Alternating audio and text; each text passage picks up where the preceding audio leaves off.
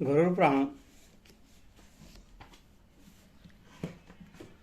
प्रसाद का लक्षण।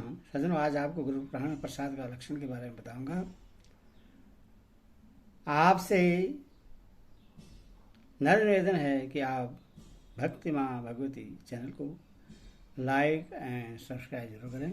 सुनिए, श्री सूजी ने पुनः पूछा, हे शौनक, अब मैं प्रसाद निर्माण एवं उसके लक्षणों के विषय में कह रहा हूँ, आप सुने।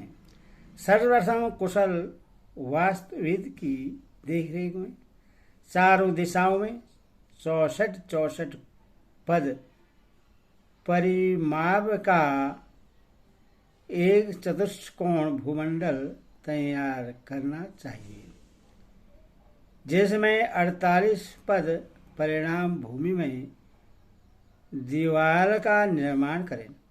साथ ही चारों दिशाओं में कुल 12 द्वार बरादरी बनाए जाएं। प्रसाद की ऊंचाई के परिणाम को अर्थात पृथ्वी तल पर प्रसाद का बनाया गया ऊंचा जो धरातल है उसको प्रसादिक जंगा कुर्सी कहते हैं। भवन की यह जंगा मानव जंगा की अपेक्षा 2.5 गुना अधिक होनी चाहिए। उसके ऊपर निर्मित होने वाले गर्भभाग के विस्तार परिमाप को शुक्राग्र कहते हैं। गर्भभाग को पुनः 3 अथवा 5 भागों में विभक्त करना चाहिए और शुक्राग्र के द्वार की ऊंचाई शिखर भाग के आधी करनी चाहिए।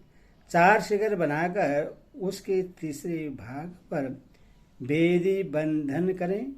उसके चतुर्थ भाग पुनः प्रसाद के कंठ भाग का निर्माण करना चाहिए अथवा भवन का निर्माण करने के लिए भूमि खंड को समान 16 भागों में विभक्त करके उस 16वें भाग के चतुर्थ भाग के मध्य में गर्भगृह का निर्माण करवाएं। बचे हुए 12 भाग में भीति दीवार का निर्माण करें। चतुर्थ भाग की ऊंचाई के अनुसार ही अन्य भीतियों की ऊंचाई का परिणाम निश्चित करना चाहिए। भीति की ऊंचाई के मान की अपेक्षा शिखर की ऊंचाई दोगुनी हो। मंदिर के चारों ओर बनने वाले प्रदक्षिणा भाग का विस्तार शिखर भाग की ऊंचाई के मान का चतुर्थांश होना चाहिए। बुद्धिमानों को चाहिए कि वे उस देव प्रसाद में चारों दिशाओं में निगम बाहर निकलने के द्वार रखें। गर्भगृह की चतुर्दिक भीतियों में प्रत्येक भीति का 5 भाग करके उसके मध्य के 5वें भाग द्वारा लगाना चाहिए। ऐसा ही गर्भगृह के प्रत्येक द्वार का मान वास्तविक विद्वानों ने निर्धारित किया है। गर्भगृह के समान ही उसके अग्रभाग में मुखमंडल बनाना चाहिए। यह प्रसाद का सामान्य लक्षण कहा गया है। अब मैं लिंग निर्माण के परिणाम को कह रहा हूँ। हे सुनो, लिंग के परिणाम के अनुसार उसकी पीठ का निर्माण होना चाहिए। पीठ भाग का दुगुना चारों ओर पीठ का गर्भभाग हो। पीठ गर्भ के अनुसार ही उसकी भीति तथा उसके विस्तार के अर्ध परिणाम में उस लिंग पीठ का जंगा भाग निर्मित करें। हे शौनक, जंगा भाग के परिणाम की अपेक्षा द्विगुणित ऊंचा शिखर होना चाहिए। पीठ और गर्भभाग के मध्य जो परिणाम हो उस परिणाम के अनुसार शुक्रार्धिक भाग का निमित्त होना चाहिए। द्वार निर्माण के समय पहले जैसा कहा जा चुका है शेष कार्य वैसा ही होगा। लिंग का परिणाम बतलाया जा चुका है। अब द्वार का परिणाम कहते हैं 4 हाथ 6 फुट 4 हाथ 6 फुट का द्वार बनाया जाए, जो वास्तु से 8वां हिस्सा होता है। स्वच्छानुसार इसका दुगना विस्तार हो सकता है। द्वार के सदस्य पीठ के मध्य भाग को छिद्र युक्त ही रखना चाहिए। पादिल शेषित तथा भीति द्वार परिणाम के अनुसार ही उसके अर्थ परिणाम की दूरी पर निमित्त करें। उस गर्भभाग के विस्तार के समान ही मंडप के जगह भाग का निर्माण करके उस जगह भाग के द्विगुण के परिणाम में ऊंचे शिखर भाग को नियमित करें। शुक्राद्रि भाग को पहले की ही भांति बनवाकर निगम अथवा द्वार भाग को ऊंचा ही बनवाएं, ऐसा मंडप निर्माण का मान है। इसके अतिरिक्त शेष प्रसाद भाग के स्वरूप को कह रहा हूं, सुने। प्रसाद मंडप के अग्रभाग में त्रिवेद अर्थात त्रिदारी का निर्माण करवाना चाहिए, जिसके क्षेत्र भाग में देवगण विद्यमान रहते हैं। इस प्रकार प्रसाद की मान का अवधारणा करके ब्रहा भाग का निर्माण करें। इस निर्माण कार्य में प्रसाद के चारों ओर एक पाद परिणाम वाली नेमी या नींव का निर्माण करना चाहिए। वैसे संसार में गर्भगृह के परिणाम के अनुसार नेमी का मान उसका द्विगुणा है। भीति की चौड़ाई से 2 गुना ऊंचा उसका शिखर भाग होना चाहिए।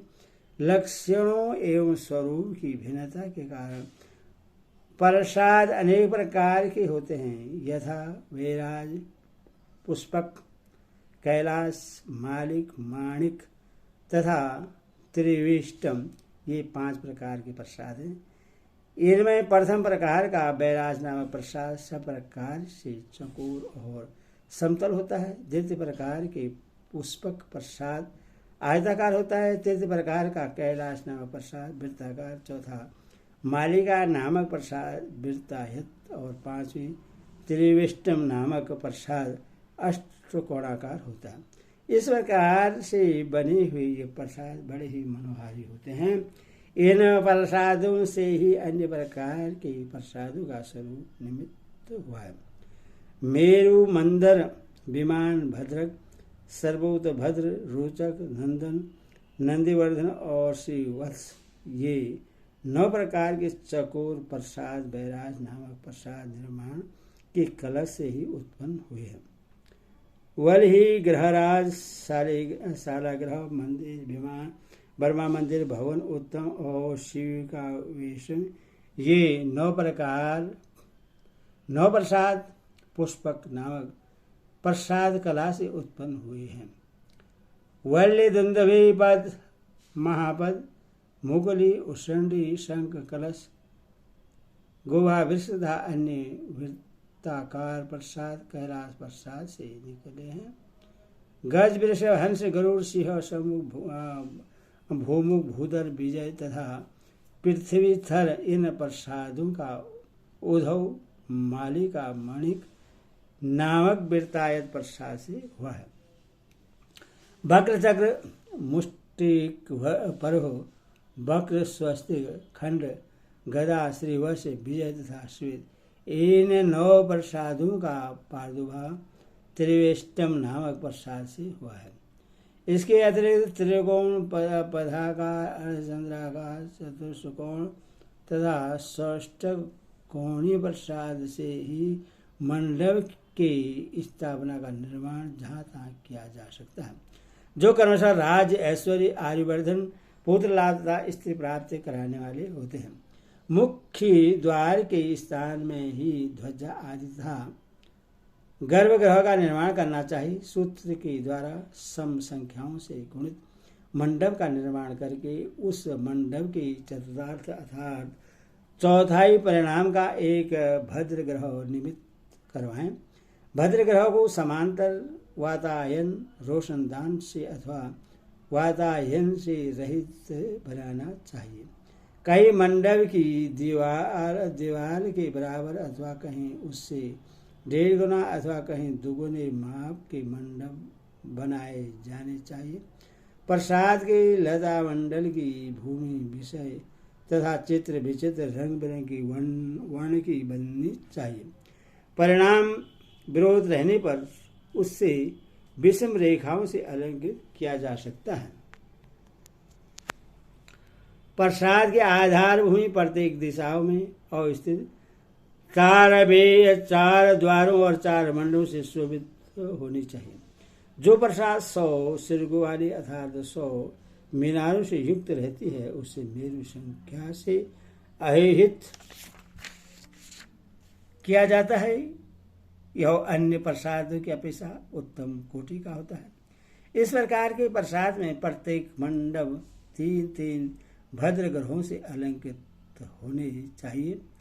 निर्वाण पद्धति, आकार और परिणाम की विभिन्न के कारण वे प्रसाद भिन्न भिन्न प्रकार के हो जाते हैं, जिनमें कुछ प्रसादों का आधार होता है किंतु कुछ आधार से रहित होते हैं। वे प्रसाद अपने छंदक अर्थात छत निर्वाण के भेद से भी भिन्न भिन्न प्रकार के हो जाते हैं। रचना पद्धतिता नाम के भेद से परस्पर सहायक के कारण भी भिन्न भिन्न प्रकार के प्रसाद हो जाते हैं। देवताओं की विशेषता के कारण बहुत प्रकार के प्रसाद बतलाए गए हैं। यदि वे स्वयंभू स्वस्थ पार्थभूत देव मूर्ति देवताओं के लिए निमित्त होने वाले प्रसाद के निमित्त कोई नियम नहीं है, तथापि देवों के लिए उक्त मान के अनुसार ही उन प्रसादों का निर्माण करवाना चाहिए जो चतुस्त्र अर्थात चौरस भूमि पर समान 4 कोणों में सम्मिलित हो। वे प्रसाद चंद्रशालाओं बरादरी के संयुक्त तथा भेद शिखर 9 खानों से संयुक्त होना चाहिए। उनके सामने के भाग में वाहन के लिए लघु मंडप भी निर्मित हो। देव प्रसाद के द्वार देश की सन्निधि में नाट्यशाला बनानी चाहिए। प्रसाद के विभिन्न दिशाओं के मुख्य द्वारों पर अलग अलग द्वारपाल बनाने चाहिए। उस देव प्रसाद से कुछ दूर देवालय में रहने वाले सेवक वर्ग के लिए आवास बनाना चाहिए। देव प्रसाद की भूमि फल पुष्प और जल से परिपूर्ण होनी चाहिए। ऐसे प्रसादों में देवताओं को स्थापित करके उनकी अर्धानिक विविध प्रकार के उपचारों से पूजा करनी चाहिए। वासुदेव तो सर्वमय हैं, उनके भवन का निर्माण करने वाला व्यक्ति सभी फलों को प्राप्त करता है। हरि ओम तत्सत।